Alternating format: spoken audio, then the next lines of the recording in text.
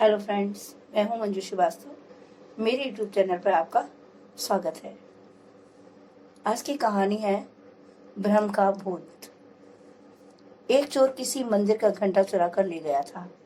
One में जाते हुए उसका सामना बाघ से हो गया और चोर बाघ के द्वारा मारा गया। उसी वन में वह घंटा बंदरों के हाथ में पड़ गया। वन बहुत घना था। बंदर झाड़ियों के अंदर रहते थे। जब उनकी मौज होती वे घंटा बजाते। घंटे की आवाज सुनकर पास के नगर में यह अफवाह फैल गई कि जंगल में भूत रहता है और उसका नाम घंटाकरण है। उसके कान घंटे के समान हैं। जब वह हिलता है तो कानों से घंटे की आवाज आती है। इस अफवाह से लोग ऐसे भयभीत हुए कि जंगल की ओर भूलकर भी कोई नहीं जाता था। सब जंगल से दूर ही दूर रहते थे। न लकड़हारे जंगल में लकड़ियां लाने जाते, न ही जंगल में चरवाहे पशुओं को चराने जाते। किसी में इतना हौसला नहीं था कि जंगल में जाने का प्रयत्न कर पाता। इस प्रकार सारे का सारा जंगल किसी भी काम में न आकर काल्पनिक घंटाकरण भूत की राजधानी बन गया। अब तो राजा को भी बड़ी चिंता हुई। उसने सयानों और जादूगरों को इकट्ठा किया और कहा कि भाई, इस भूत को जंगल से निकालो, वरना सारा जंगल और हजारों रुपए की सालाना आमदनी बेकार हाथ से जा रही है। सब लोगों ने अपने अपने उपाय करने प्रारंभ किए। पंडितों ने चंडी का जाप किया, हनुमान चालीसा का पाठ किया, मुल्लाओं ने कुरान का पाठ आरंभ किया, किसी ने भैरव को याद किया, किसी ने काली माता की मन्नत की, किसी ने पीर पैगंबर को मनाया, किसी ने जादू टोना किया।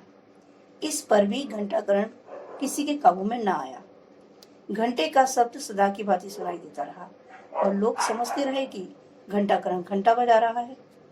तभी एक चतुर मनुष्य उधर कहीं से आ निकला।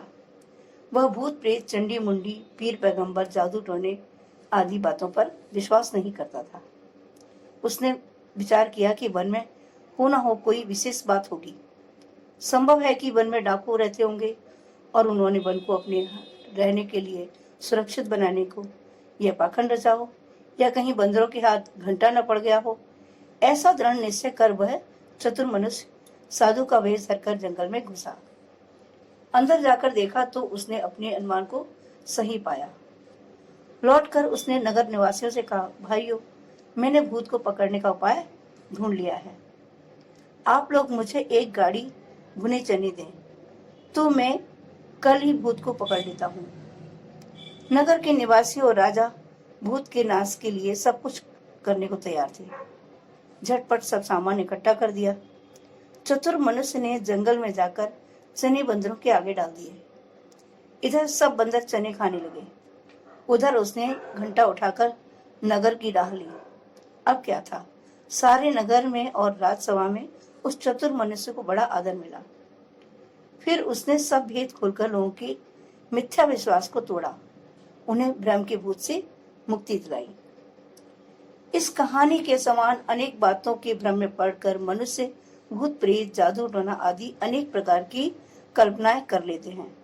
लोग भय और मिथ्या विश्वास के कारण वास्तविकता का पता नहीं लगाते और झूठे उपाय कर करके थकते नहीं हैं।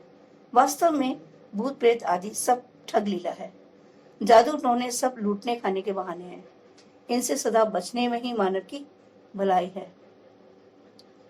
मिथ्या विश्वास नहीं मनुष्य तरह तरह की कष्टों में पड़ जाता है। अतः यथासंभव मिथ्या विश्वास दूर करने का प्रयत्न करना चाहिए। तो यह थी आज की कहानी। अगर आप मेरी कहानी सुन रहे हैं तो लाइक जरूर कीजिए और शेयर भी कीजिए और मेरे चैनल को सब्सक्राइब करना बिल्कुल मत भूलिए और बेल आइकन को प्रेस कीजिए, जिससे आगे आने वाली नोटिफिकेशन आपको जल्दी ही मिलती रहे।